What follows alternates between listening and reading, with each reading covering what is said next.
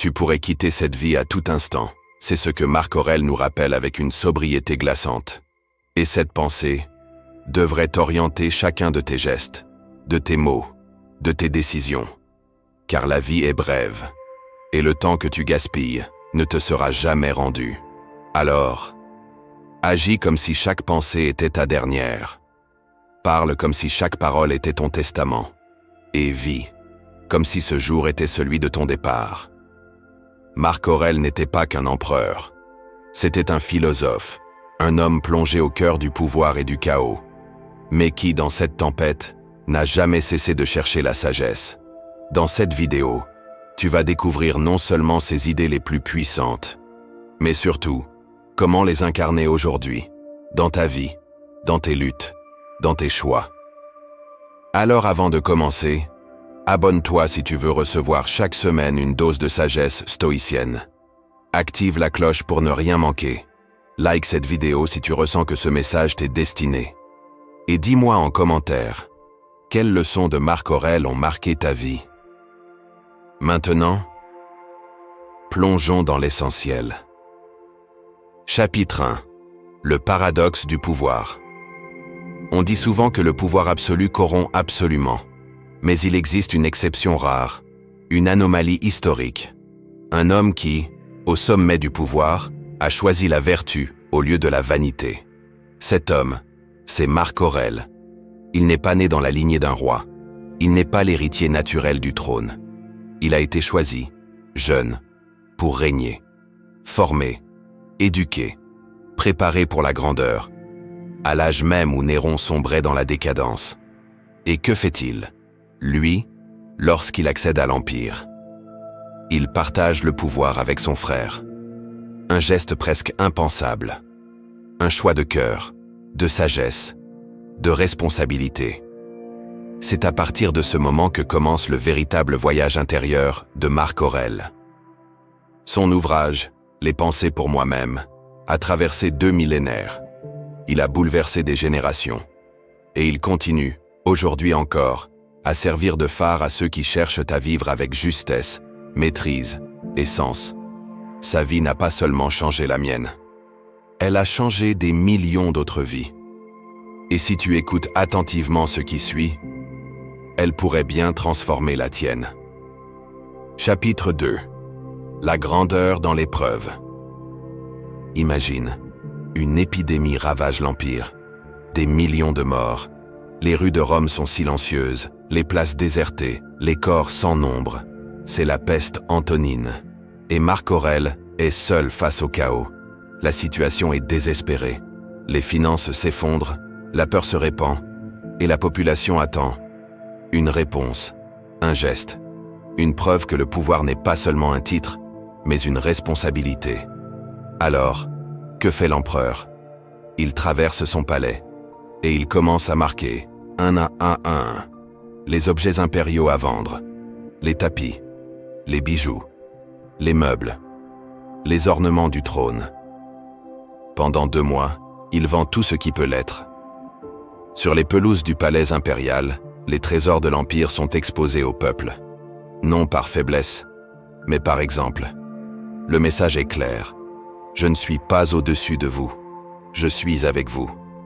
Si je dois me dépouiller pour vous alléger, je le ferai. Ce geste n'est pas anodin. C'est l'acte d'un chef véritable, d'un homme qui incarne ce qu'il enseigne. C'est comme un dirigeant moderne qui baisse son salaire pour préserver les emplois. Comme un athlète qui renégocie son contrat pour renforcer son équipe. Comme un père de famille qui renonce à son confort pour nourrir les siens. La grandeur, ce n'est pas l'image qu'on projette. C'est la façon dont on agit quand personne ne t'y oblige. Chapitre 3. Tu n'es pas bloqué. Tu crois l'être. Tu te sens coincé? À l'arrêt? Sans issue? Tu crois que tout s'effondre, que les portes se ferment, et que tu n'as plus de choix. Mais c'est faux. Les stoïciens n'ont jamais prétendu que la vie serait sans obstacle. Ils affirment, en revanche, que l'obstacle est le chemin. Marc Aurèle l'écrit clairement. L'obstacle à l'action devient l'action. Ce qui fait barrage ouvre la voie. Ce n'est pas un slogan, c'est une règle de vie. Quand une route se ferme, une autre s'ouvre. Quand on t'empêche d'avancer, tu peux toujours faire preuve de patience, pardonner, changer de cap, apprendre, transformer l'épreuve en tremplin.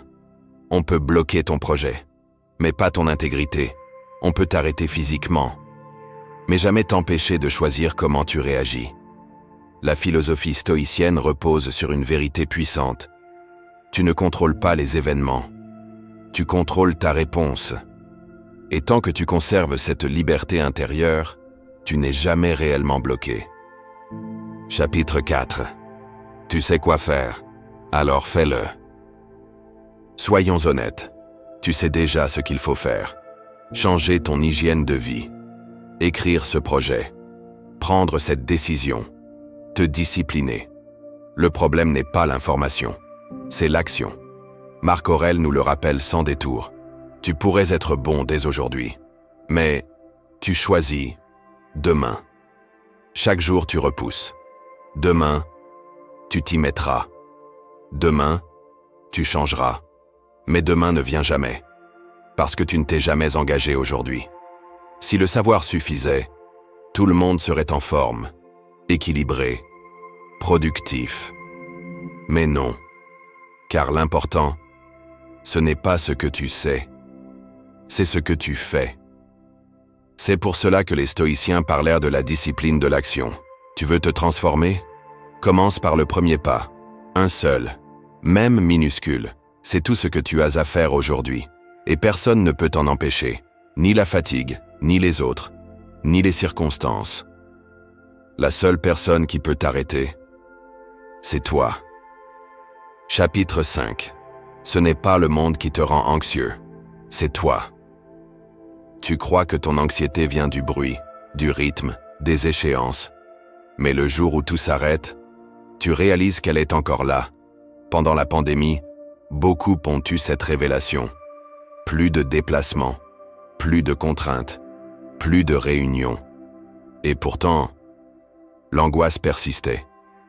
C'est là que tu comprends. Ce n'est pas le monde qui crée ton malaise. C'est toi. Marc Aurèle l'avait déjà compris, en pleine épidémie lui aussi. Il écrit « J'ai échappé à l'anxiété. Non, je l'ai rejetée, car elle était en moi. » Ce n'est pas la vie qui te stresse, c'est ta manière de la percevoir. Ce n'est pas ton travail, ni ta famille, ni tes responsabilités. C'est ce que tu en fais intérieurement, ce que tu te racontes, les histoires que tu nourris. La bonne nouvelle, c'est que ce pouvoir intérieur, tu peux le reprendre.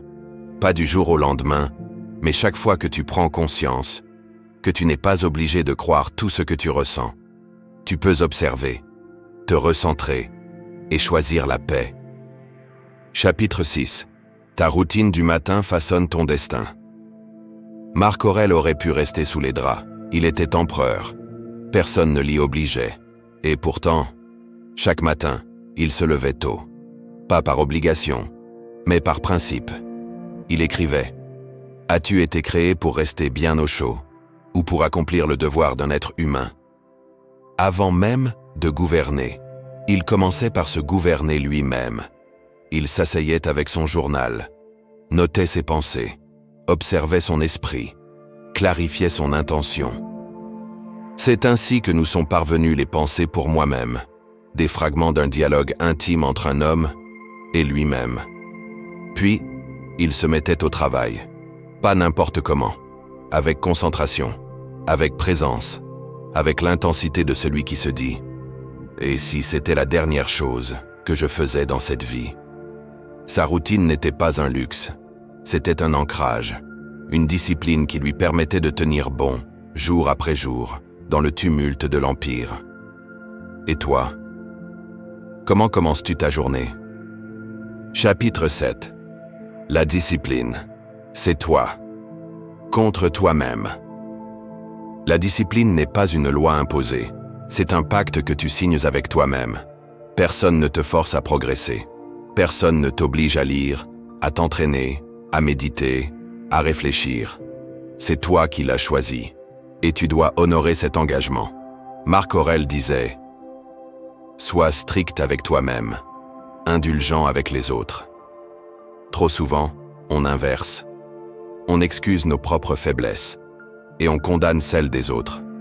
Mais le stoïcisme ne sert pas à devenir supérieur ou moralisateur. Il ne te donne pas le droit de juger. Il t'enseigne à mieux te gouverner. Tu es ton propre champ de bataille, ton propre royaume, le seul que tu sois vraiment appelé à diriger. Alors ne perds pas ton temps à vouloir corriger le monde. Travaille sur toi, encore, toujours. C'est ça, la vraie discipline. Celle qui ne concerne que toi. Chapitre 8. Les autres sont une épreuve, pas une excuse. Marc Aurèle ne se faisait pas d'illusions sur les autres. Il commence ses pensées en décrivant leur égoïsme, leur ingratitude, leur ignorance. Il savait qu'ils pouvaient être injustes, hostiles, irritants. Et pourtant, il n'a jamais utilisé cela comme excuse pour dévier de sa voie. Il écrit « L'obstacle est une opportunité de pratiquer ce que tu prétends croire.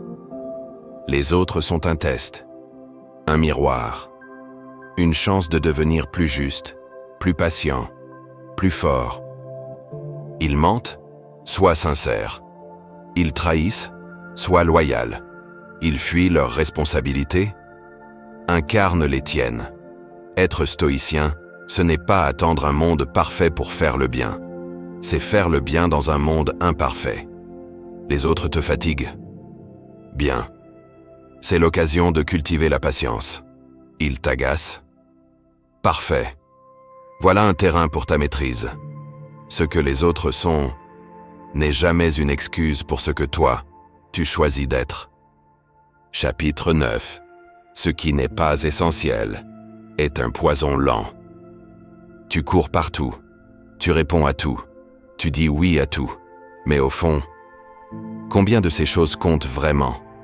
Marc Aurèle te pose une question radicale. Est-ce essentiel? Pose-la à chaque parole, à chaque tâche, à chaque pensée. Parce que la vérité, c'est que la plupart des choses ne le sont pas. On les fait par habitude, par pression sociale, par peur de déplaire. Mais si tu devais mourir demain, continuerais-tu de faire tout ça, de la même manière, avec la même énergie, la même soumission? Non. C'est pour cela que le stoïcien élimine. Il tranche dans le superflu. Il fait moins, mais il le fait mieux. Demande-toi, est-ce que je dois vraiment le faire? Est-ce que je le fais de la bonne manière? Est-ce que cela sert ma vie, ma mission, mes valeurs? Tout le reste n'est que distraction. Chapitre 10. Embrasse le destin, fais le bien, et n'oublie jamais que tu vas mourir. 3 principes. 3 piliers. 3 vérités essentielles pour celui qui cherche la sagesse. 1. Amor fati. Aime ton destin. Ce n'est pas arrivé contre toi. C'est arrivé pour toi. Ce que tu vis, aussi douloureux soit-il, est un matériau brut. À toi de le transformer en grandeur. Marc Aurèle écrivait « Le feu transforme tout ce qu'il touche en lumière et en chaleur. » Deuxième vice pour les autres. Le stoïcien n'est pas un ermite égoïste. Il agit pour le bien commun, pour sa famille, pour sa cité, pour l'humanité. Le fruit de cette vie est une bonne disposition d'âme et des actions utiles à la communauté. Ce que tu construis, laisse-le aux autres. C'est ta trace. 3e memento mori. Tu vas mourir. Chaque seconde est un battement de cœur, qui pourrait être le dernier. Rappelle-toi cette vérité, non pour avoir peur, mais pour mieux vivre. Chaque parole peut être la dernière. Chaque geste, ton testament. Alors vise avec clarté. Parle avec intention. Aime sans attendre. Voilà ce que Marc Aurèle t'enseigne. Aimer la vie, servir les autres. Et ne jamais oublier que le temps est compté. En conclusion, deviens ton propre roi. Marc Aurèle ne cherchait pas à briller. Il cherchait à rester droit au milieu du chaos. Il n'était pas un dieu. Il doutait, il souffrait, il tombait. Mais chaque jour, il reprenait la plume et redevenait élève de lui-même. Tu n'as pas besoin d'être empereur. Tu n'as pas besoin d'être parfait. Tu as besoin de lucidité, de courage et de constance. Chaque jour est une chance de te rapprocher de l'homme ou de la femme que tu veux être. Chaque obstacle peut devenir une pierre de ton propre temple. Chaque instant peut être vécu comme s'il était le dernier. Alors garde ces principes dans ta poche et avance. Si cette vidéo t'a parlé, t'a inspiré ou t'a simplement aidé à voir plus clair, pense à t'abonner à la chaîne, à liker, à commenter pour partager ton ressenti et à activer la cloche pour ne rien manquer des prochains enseignements. Merci de ton écoute. Et surtout, reste droit, quoi qu'il arrive.